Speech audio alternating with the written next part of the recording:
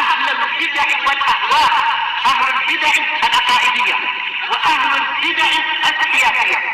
أنا أقول بيننا وبينكم السلف، بيننا وبينكم الكتب، كان فيقول البدع بيننا وبينكم. Bismillahirrahmanirrahim. Memang terjadi perselisihan di kalangan ulama tentang masalah ini. Dulu juga dibahas di Damaj oleh Syekhuna Yahya dan sebagian masyayikh yang lain. Kalam Imam Ibnu Utsaimin kuat sekali dan itu lebih selamat untuk tidak menamakan itu sebagai Luti, karena Lut sudah menjadi nama nabi, nabi yang sudah sangat lama zamannya itu dan seterusnya ma'ruf. Maka tidak layak untuk dinamakan perbuatan itu sebagai Luti, karena apa? Lut itu nama nabi yang sangat mulia, nama seorang rasul dan sebagainya yang memerangi perbuatan kenajisan yang belum pernah dilakukan, belum pernah terjadi sebelumnya. Maka lebih selamatnya jangan menamakan itu seakan-akan nisbatnya adalah kepada Nabi Lut. Luti nisbat kepada Nabi Lut secara zahir lafadznya. Dan sudah jadi syariat di dalam Al-Quran. Lut adalah nama nabi, nama rasul. Memang sebaiknya dihindari itu, tapi laksanakan apa yang dicontohkan oleh Nabi Muhammad SAW, yaitu apa? Amala qaumul Lut, bukan amala Lut atau dikatakan luti atau liwat, tetapi amala qaumul Lut. Itulah yang betul. Baik. Memang ini khilaf karena sebagian ulama mengatakan, dan ini yang zahir dirajihkan oleh Syekhuna Yahya, yang mana Syekhuna Yahya mengatakan bukan Luti dinisbatkan pada Nabi Lut.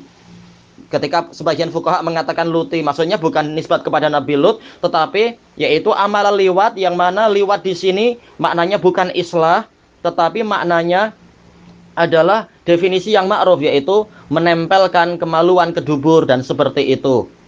Jadi memang seakan-akan ada dua makna. Terkadang memang satu lafaz memiliki beberapa makna, seperti zahab memiliki makna pergi, atau memiliki makna yaitu apa? Emas itu sendiri, atau ain memiliki makna emas, memiliki makna mata-mata, memiliki makna mata kepala, memiliki makna mata air dan sebagainya, atau suatu zat. Demikian boleh jadi al-liwat memiliki makna islah, juga memiliki makna yaitu menempelkan kemaluan ke dubur, ma'ruf, amalan yang sangat buruk itu.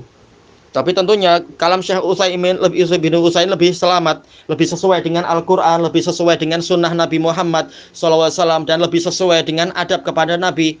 Boleh dikatakan semua Nabi itu orang mencintai nama mereka dan mau memberikan nama anak mereka sesuai dengan nama Nabi. Masing-masing ada contoh, yaitu mau meneladani Nabi tersebut dengan namanya. Tetapi untuk nama Nabi Lut boleh dikatakan tidak ada di dunia ini kecuali satu orang dari teman kita di Damaj yang ingin mengagungkan Nabi Lut dengan apa? Memberikan nama anaknya Lut. Tapi memang ini ujiannya jadi berat, anaknya itu nanti akan diejek oleh orang-orang jahil.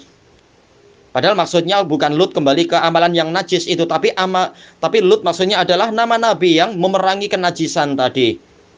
Intinya, gara-gara ini sudah menjadi tradisi, Luti ini adalah istilah yang sangat buruk, sampai tak ada satupun orang di dunia kecuali satu atau dua orang yang menamakan anak mereka dengan sebagai Lut, dan kunyah orang tua adalah Abu Lut.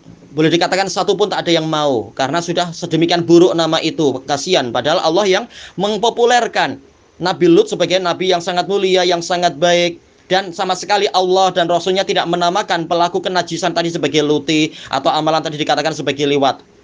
Makanya walaupun definisi tadi liwat maksudnya adalah itu memasukkan kemaluan ke dubur, itu ada dalam kitab Mu'jam, tapi seringkali kita dapati kitab Mu'jam sendiri definisinya didapatkan dari definisi mutaakhirin, bukan bahasa Arab yang asli yang mutaqaddimin. Makanya boleh jadi istilah yang disebutkan dalam kitab Mu'jam tadi itu istilah-istilah berdasarkan definisi mutaakhirin, bukan Arab yang asli yang dulu. Baik. Maka yang dikatakan Syekh Utsaimin itu lebih kuat. Apalagi memang dalam hadis artinya sahih, yaitu yalutu hiyadah, yaitu memperbaiki atau sedang mengolah kebun dia, mengolah tanah dia dan sebagainya itu.